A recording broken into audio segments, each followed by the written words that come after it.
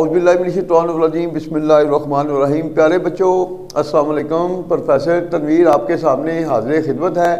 प्यारे बच्चों, आज की जो हमारी वीडियो है बीए पार्ट 2 के बच्चों के लिए है ईडीएम के हवाले से, और द मोस्ट इम्पोर्टेंट ईडीएम आपके सामने आ रहे हैं। अच्छा, पेपर में आपने 10 पेपर में होते हैं, 5 करने होते हैं, तो मैं 10 के 10 कराऊंगा। जो सबसे इजी लगे 10 में से वो फिर आपने पेपर में करने होंगे। तो इंशाल्लाह जैसे जैसे हम प्रैक्टिस में आते जाएंगे तो ये 10 नंबर आपके किसी भी तरह लूज नहीं होने देंगे। इसी तरह हम करेक्शन, जिस बच्चे के ईडीएम करेक्शन सही हो जाएंगे वो कभी फेल हो ही नहीं सकता। हम पूरी कोशिश करेंगे, जो बच्चे हमारे पास से नोट्स ले रहे हैं, नोट के साथ साथ ईडीएम करेक्शन हम कराएंगे तो कम से कम 60-70% नंबर लेना कोई मुश्किल नहीं है। तो आगाज करते हैं बच्चों। पहले ईडीएम का in black and white. In black and white बड़ा इंपॉर्टेंट ईडीएम है तहरीरी तौर पर, तहरीर में या तहरीरी तौर पर। अब देखें फिक्रा बनाना कैसे आपने, अब देखें उर्दू में बनाया पहले। हर एग्रीमेंट, एग्रीमेंट कहते हैं समझौता, हर समझौते को तहरीर में होना चाहिए। यूज ऑफ शुड है, शुड के यूज में अगर वर्ब नहीं है तो वर्ब की जगह फिर इस्तेमाल होता है बी, होने को कवर करते हैं बी। अब ये सबसे पहले सब्जेक्ट के तौर पर यूज हो रहा है every agreement. Every agreement should be, हर मुआहदा होना चाहिए। अब यहां पर एंड पे आपने ईडीएम लगा लिया, किसमें होना चाहिए? तहरीर में। इन ब्लैक एंड व्हाइट ये ईडीएम यूज हो गया। ना देखें face the music, face the music negative sense दे रहा है। जारी बात है आपके सामने ऊंची आवाज में म्यूजिक है तो आप बर्दाश्त नहीं करेंगे, तो इसकी सेंस क्या निकलती है ईडीएम की?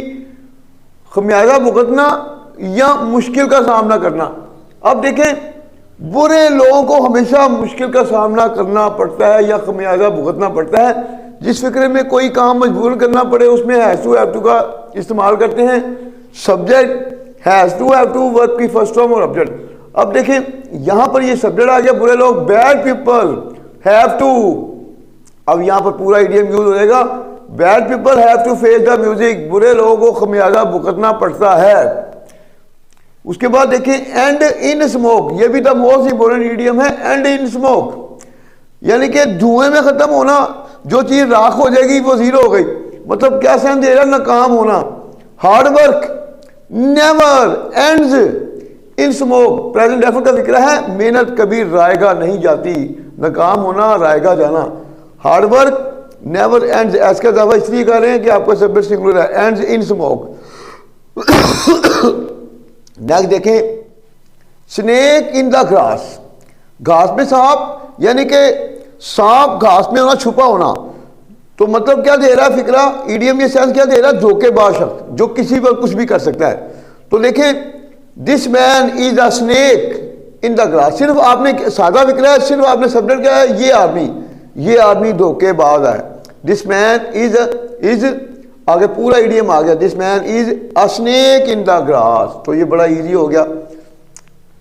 निप इन द बर्ड, काबू पाना। अब एक बात ध्यान नशीन रखें कि पेपर में एग्जामिनर वो उर्दू का मतलब नहीं मांगता, हम आपकी सहूलत के लिए मतलब उर्दू में लिख रहे होते हैं।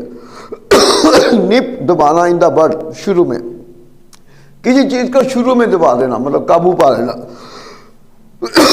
देखिए हुकूमत को बुराई को शुरू में दबा देना चाहिए। Use of should, the government should nip, हुकूमत को दबा देना चाहिए किसको? बुराई को। निप द ईवल, बुराई को शुरू में। इन द बर्ड, बर्ड कहते हैं कॉम्पल को, जब कोई फूल खिलता है शुरू में। तो इन द बर्ड आगाज में, शुरू में। तो नेक्स्ट देखते हैं